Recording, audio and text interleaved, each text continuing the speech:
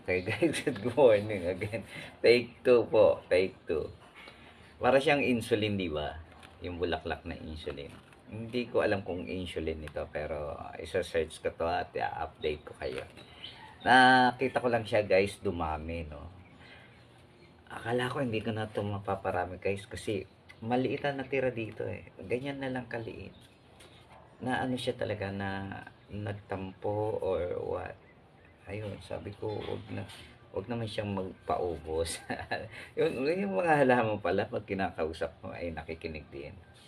Yung nagbibigay sila ng good aura, good vibes, saka nagiging maliwalas sa paningin, no?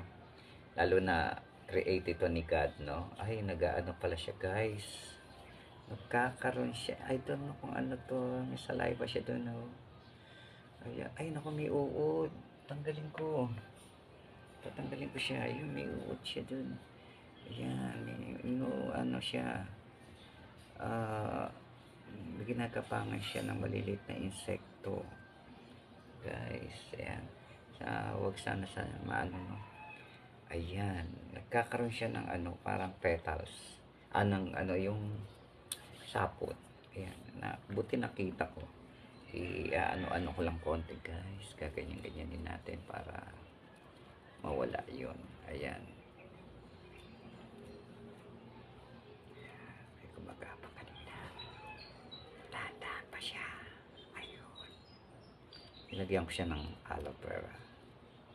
Aloe vera, magandang panggamot sa halaman to eh. Lalo na mabilis magpaugat. At nakikure niya rin. O kaya yung mga cinnamon, yan. Yung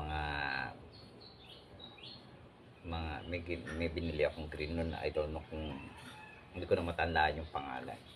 Basta pag nagtatanim ako, ginagamot ko muna, kinucure ko muna yung sugat. Kita nyo ba yung background ko? Yun, no? Philodendron. Ayan, malalaking dahon sa likod ko. Yan. Guys, isa lang din yan dati. Ngayon dami na, pati sa harap meron ako mga tatlo, apat na sila lahat. Ganun guys, ha. Okay guys, ito try ko padamin, no. Maglalagay ako sa ibang baso kasi ang cute nga talaga. Sana meron kayong ganito.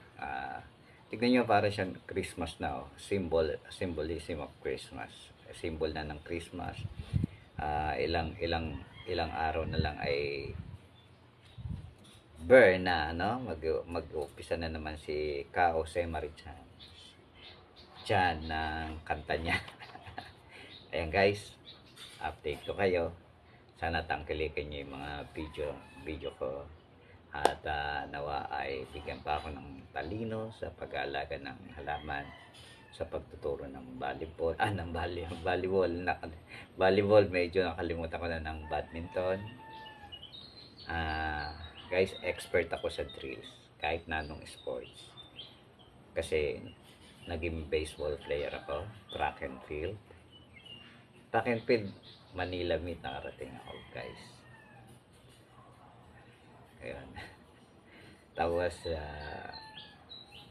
badminton. Last. May bowling pa pala. Before ng badminton, nag-bowling ako. Isa akong champion sa Super Bowl, Hall of Famer. Sa isang tournament, 5 consecutive 200 clubbers. Member ako ng 200 clubbers. Average ko sa clubbers is 205.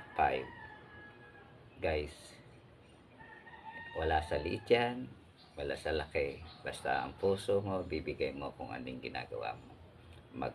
Magkakaroon ka ng successful dyan. Ma-attain mo yung gusto mo. Even sa kalahat ng sports o isang pangharap o kaya sa paghahalaman, hindi lahat nabubuhay sa una. May nabubuhay, may namamatay na halaman. Kaya lang naman ang buhay.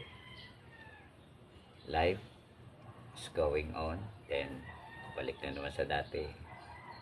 Tanggapin na natin yung natural na pupunta tayo sa ama. God bless. Magandang umaga sa inyo lahat.